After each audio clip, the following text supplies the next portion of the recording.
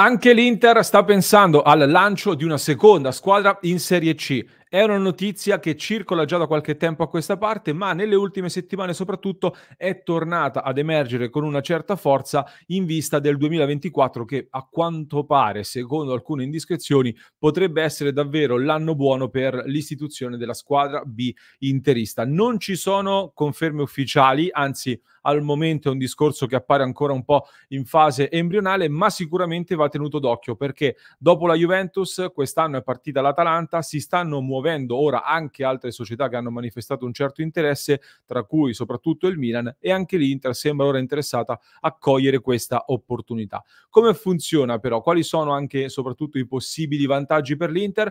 Lo analizziamo e ne parliamo in questo nuovo episodio di oggi, in cui vi do innanzitutto il benvenuto e il ben ritrovati, amiche ed amici passioni interisti. Subito un mi piace al nostro episodio di oggi per farci sentire il vostro sostegno, e se non lo avete ancora fatto mi raccomando iscrizione al canale, clic sul tasto iscriviti così non vi perdete neanche uno dei nostri contenuti, le nostre analisi e approfondimenti. E oggi parliamo di squadra B perché da tanto tempo mi avete scritto ma perché l'Inter non lo fa, quando la faremo, e soprattutto è utile oppure no. E allora, visto che qualcosa sembra muoversi, abbiamo deciso di parlarne proprio in questo momento. Che cosa sono però innanzitutto le squadre B? Un qualcosa che all'estero esiste già da diversi anni, nel 2018 è arrivato anche in Italia e nei fatti è una vera e propria seconda squadra sotto il controllo quindi della stessa società, che va ad inserirsi tra virgolette a metà strada tra la formazione primavera, che è il gradino più alto del settore giovanile di ogni società, e la prima squadra, cioè tra la primavera dell'Inter per esempio e l'Inter quella che vediamo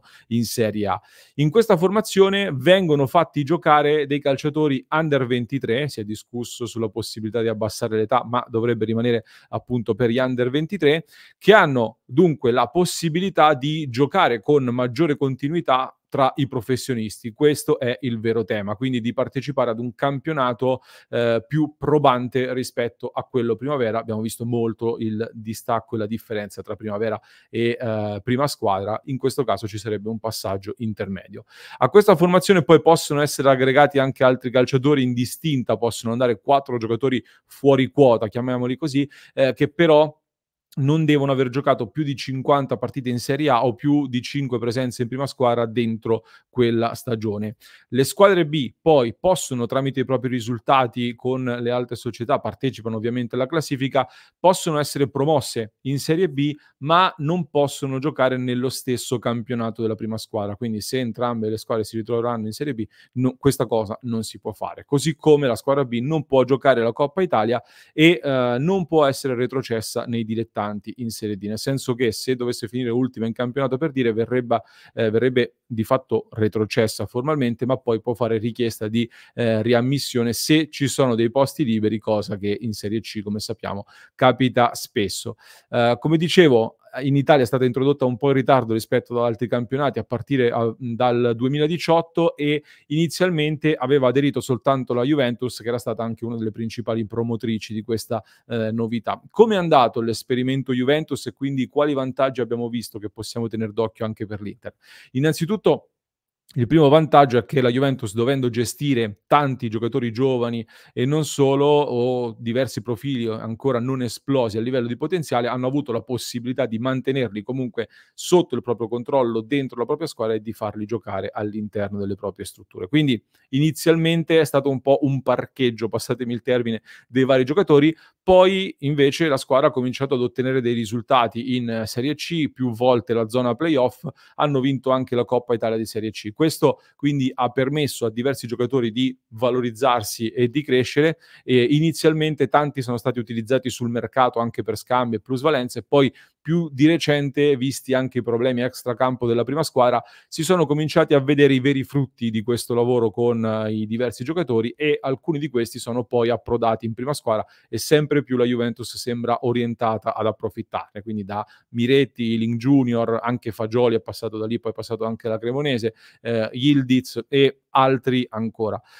Oltre alla Juventus, come detto, anche l'Atalanta adesso ha una squadra B alla sua prima stagione, il Milan sembra appunto che stia per farla e si parla appunto adesso anche di Inter, di Roma, di Torino, di Sassuolo, mi sembra anche il Monza, varie altre società. Per il momento sono indiscrezioni, però c'è un interesse crescente da parte di tutto il movimento italiano, da parte appunto anche delle società un po' più importanti. Quali sono i contro, i punti a sfavore dell'avere una squadra B? Innanzitutto la prima cosa da sottolineare, quella che immagino abbia frenato un pochino tutte le società fino ad ora, è relativa ai costi da sostenere per questa squadra, perché chi vuole iscrivere una squadra B in Serie C deve pagare di base il quadruplo, se non vado errato, rispetto ad una normale società che ha raggiunto la Serie C sul campo, e da questa stagione è previsto un ulteriore aumento, per cui serviranno di base circa 2 milioni di euro per l'iscrizione. E leggevo alcune stime di alcuni esperti del settore, un dato di 2 anni fa mi sembra parlava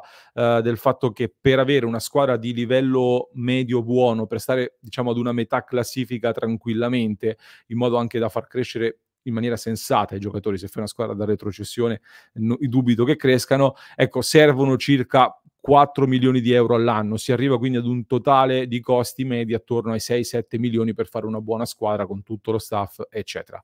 Ci sono poi altri due contro, il primo legato alle strutture sia di allenamento, perché di fatto aggiungi una squadra che deve allenarsi, deve farlo bene, che poi anche per andare a giocare, perché la squadra B deve avere una struttura, uno stadio nella stessa regione del club, con una capienza di 1500 posti almeno, settore ospiti incluso. Quindi si vocifera che, visti i buoni rapporti con la Pro Sesto, potrebbero far giocare la squadra B dell'Inter eventualmente nello stadio della Pro Sesto, però siamo ancora al capitolo voci. Comunque è una difficoltà da considerare. Secondo tema poi è quello legato all'iscrizione al campionato di Serie C, che è un campionato che sta avendo delle difficoltà, e a meno che non si aumenti ulteriormente il numero delle squadre, cosa che mi sembra un pochino insensata, viste le difficoltà che ci sono già oggi, i posti di base non ci sarebbero. Quindi per far entrare una squadra B bisogna sperare e aspettare nel fallimento di una delle squadre, o comunque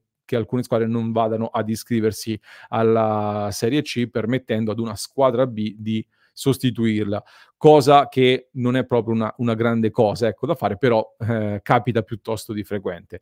I punti a favore, oltre a quelli già citati, però sono diversi. Come detto, alcuni giocatori possono essere parcheggiati, passatemi questo termine, in questa squadra B. I giovani poi hanno la possibilità di crescere in un campionato più difficile di quello primavera, ma meno complesso di una Serie B, e di farlo soprattutto sotto il controllo della propria società. In questo modo anche io, società, mi evito il rischio che un mio giocatore mandato in prestito in un altro club ad un certo punto, per vari motivi, non giochi più, magari perché lo mando in una squadra di bassa classifica, deve salvarsi, il mio giovane non lo fa giocare più. Se me lo tengo io, lo faccio giocare nella squadra B, questo rischio lo evito. Da questa squadra B poi un altro vantaggio è che puoi attingere per prendere dei giocatori da inserire in prima squadra, cosa che già dalla prossima stagione diventerà sempre più importante, secondo me, perché aumenteranno ancora il numero di partite da giocare, soprattutto con la nuova Champions League e tutte le altre competizioni. Avere dei profili cresciuti in rosa già pronti sarà assolutamente necessario, anche per tenere i costi, anche per non dover andare a comprare ogni anno tanti giocatori per allestire rose che dovranno essere necessariamente più profonde. Poi molto dipenderà sul percorso da calciatore a calciatore. Non è detto che una squadra B porterà ad avere tantissimi giocatori forti, a costruire una rosa intera con giocatori cresciuti nella tua squadra B. Tra l'altro, da calciatore a calciatore non escludiamo anche dei passaggi intermedi, non spariranno anche le varie formule come le cessioni in prestito oppure la cessione con l'opzione per il riacquisto, in modo da spingere la società a cui hai venduto il giocatore a valorizzarlo, in modo che io poi andrò a ricomprarlo se farà bene. Però ecco, sicuramente è una soluzione molto interessante per sviluppare dei talenti dentro la propria società, cosa che all'Inter negli ultimi anni soprattutto è diventata sempre più difficile e ha fatto abbastanza discutere. Cosa ne pensate voi? Fatemi sapere. Vi piacerebbe che anche l'Inter istituisse quindi questa squadra B oppure no? Fatemelo sapere nei commenti. Aspetto anche dei vostri spunti, se ho lasciato qualcosa che secondo voi andava detto. Vi invito, se il nostro progetto vi piace, come sempre ricordo, a fare un salto su passioninter.club per entrare ancora più a fondo con i nostri contenuti. Per chi ci ascolta in podcast, vi lascio poi in descrizione un link ad un approfondimento da non perdere. Per chi ci segue da YouTube, vi basta cliccare qui.